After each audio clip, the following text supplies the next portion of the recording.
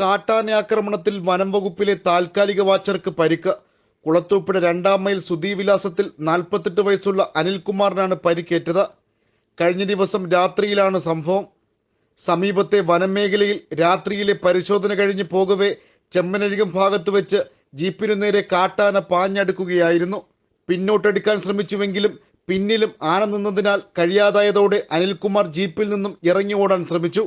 പിന്തുടർന്ന ആന തുമ്പിക്കൈ ഉപയോഗിച്ച് അടിച്ചിട്ട ശേഷം ചവിട്ടുകയായിരുന്നു. ഒഴിഞ്ഞു മാറിയതിനാൽ ജീവൻ രക്ഷിക്കാനായി. കാലിനും വാരിയലിനും പരിക്കേറ്റ അനിൽകുമാറിനെ വനപാലകരെത്തി പുനലൂർ താലൂക്ക് ആശുപത്രിയിലേക്ക് മാറ്റുകയായിരുന്നു. നടന്ന സംഭവം എന്ന് പറഞ്ഞാൽ നമ്മൾ സാൻഡലിൻ്റെ വാച്ചരന്മാരാണ്.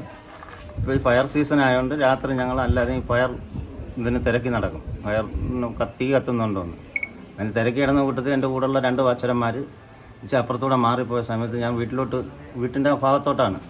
അപ്പം റോഡിൻ്റെ നടുക്കൊരു ആന നിൽക്കുന്നു. ആ ആനയെ കണ്ടുകൊണ്ട് ഞാൻ വണ്ടി അവിടെ ചവിട്ടി നിർത്തി റേസ് ചെയ്തപ്പോൾ ആ ആന മുമ്പോട്ട് കയറി വന്നു. ഞാൻ റിവേഴ്സ് എടുക്കുന്ന സമയത്ത് വേറൊരു ആന ബാക്കിൽ കൂടെ കയറി വന്നു. അപ്പോൾ ഒരു ബ്രാഞ്ച് തടം, ആ ബ്രാഞ്ച് തടത്തിലോട്ട് വണ്ടി കയറ്റിയ സമയം അവിടുന്ന് ഒരു ആന വന്ന് വണ്ടിയുടെ ഫ്രണ്ടിൽ നിന്നപ്പോഴത്തേന് ഈ ബാക്കിൽ കൂടെ വന്ന ആനയും ഈ 2 ആനയും വന്ന് വണ്ടിയോട് ചേർന്ന് നിന്ന് ഞാൻ വണ്ടി മറിക്കുമെന്ന് കരുതി എടുത്ത് കുഴിയിലോട്ട് ചാടിയ സമയം ഒരാന എൻ്റെ കൂടെ ചാടി എന്നെ തള്ളിയിട്ട് വള്ളിക്കെട്ടിലും പടലിലും കുരുങ്ങി ആന ഇടിയോട് ഇടിക്കാൻ ശ്രമിക്കുമ്പോഴത്തേനും ഞാൻ ഒഴിഞ്ഞൊഴിഞ്ഞ് മാറി ജീവഭാഗ്യം ഇതുകൊണ്ട് രക്ഷപ്പെട്ടു.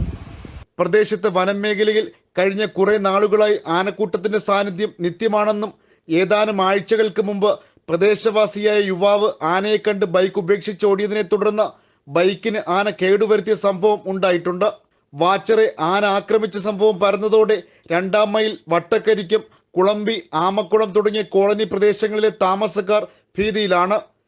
കാട്ടുമൃഗങ്ങളെ ഭയന്ന് ഇവിടേക്ക് പകൽ സമയത്ത് പോലും സവാരി പോകാൻ ആരും തയ്യാറാകുന്നില്ലെന്നും നാട്ടുകാർ പറയുന്നു. നാട്ടുവാർത്ത, കുളത്തൂപ്പുഴ.